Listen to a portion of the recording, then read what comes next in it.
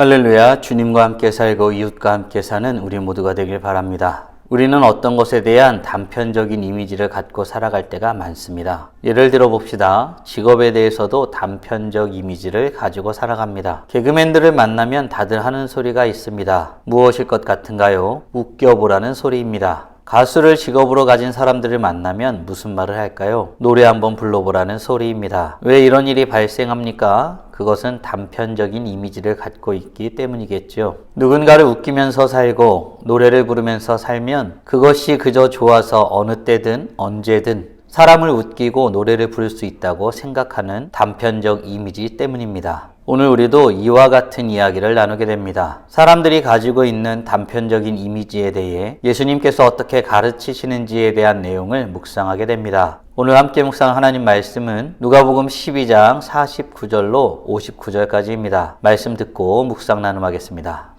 내가 불을 땅에 던지러 왔노니 이 불이 이미 붙었으면 내가 무엇을 원하리요? 나는 받을 세례가 있으니 그것이 이루어지기까지 나의 답답함이 어떠하겠느냐? 내가 세상에 화평을 주려고 온 줄로 아느냐? 내가 너희에게 이르노니 아니라 도리어 분쟁하게 하려 함이로라. 이후부터 한 집에 5사람이 있어 분쟁하되 셋이 둘과 둘이 셋과 하리니 아버지가 아들과 아들이 아버지와 어머니가 딸과 딸이 어머니와 시어머니가 며느리와 며느리가 시어머니와 분쟁하리라. 또 무리에게 이르시되 너희가 구름이 서쪽에서 이는 것을 보면 곧 말하기를 소나기가 오리라 하나니 과연 그러하고 남풍이 부는 것을 보면 말하기를 심히 더우리라 하나니 과연 그러하니라. 외식하는 자여, 너희가 천지의 기상은 분간할 줄 알면서 어찌 이 시대는 분간하지 못하느냐? 또 어찌하여 옳은 것을 스스로 판단하지 아니하느냐? 내가 너를 고발하는 자와 함께 법관에게 갈 때 길에서 화해하기를 힘쓰라. 그가 너를 재판장에게 끌어가고 재판장이 너를 옥졸에게 넘겨주어 옥졸이 옥에 가둘까 염려하라.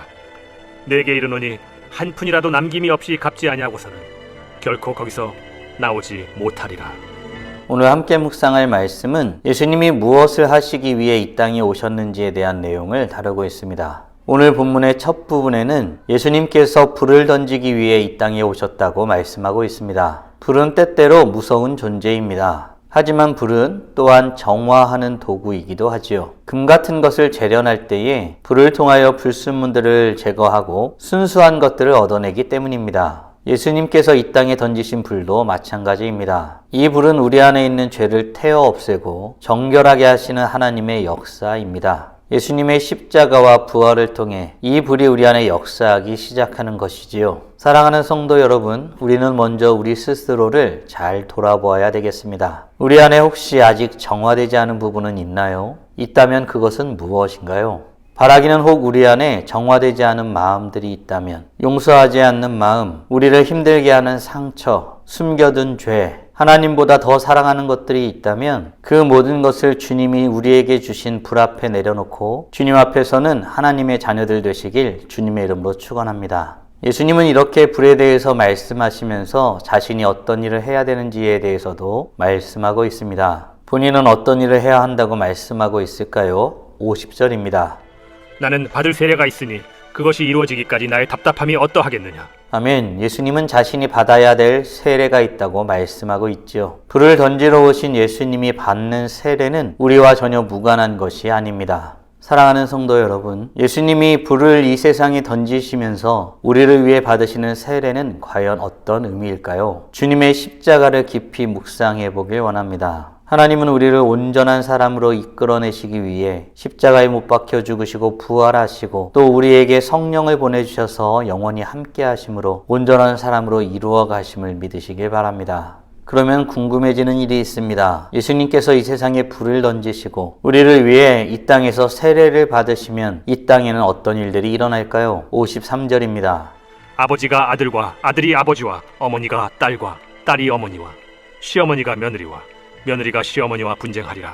아멘. 갈라서는 일들이 일어난다고 말합니다. 이해하기 쉽지 않은 본문인 것 같습니다. 우리의 생각에 예수님은 평화와 사랑과 하나됨의 하나님이신데 어떻게 이런 말씀을 하실 수 있을까요? 그것은 이 세상에서 일어나는 현상 때문입니다. 예수님을 따르는 것은 세상에서 가르치는 것과 반대되는 것이기 때문이지요. 그래서 때로는 가족 안에서 때로는 친구들 사이에서 갈등을 빚기도 하는 것입니다. 사랑하는 성도 여러분, 이 어려운 말씀을 균형감 있게 해석하고 고백하는 우리였으면 좋겠습니다. 하나님은 분열과 분리를 좋아하시는 분이십니까? 갈등과 반목과 대결하는 것을 좋아하시는 분이실까요? 이 말씀의 깊은 뜻은 하나님에 대한 동일한 고백이 없는 자라면 그 어떤 가치적 존재라 할지라도 함께할 수 없다는 것에 대해서 강조하시는 말씀입니다. 쉽게 이야기하자면 하나님을 믿지 아니하면 그만큼 하나 되기 어렵다는 뜻입니다. 바라기는 우리 모두 주님의 뜻을 깊이 헤아리고 우리 자신이 사랑하는 이들과 함께 하나님을 섬기며 살아가기를 힘쓰는 하나님의 자녀들 되시길 주님의 이름으로 축원합니다. 그런 의미에서 예수님은 이 시대를 분간하는 것이 중요하다고 말씀하고 있습니다. 56절, 57절입니다.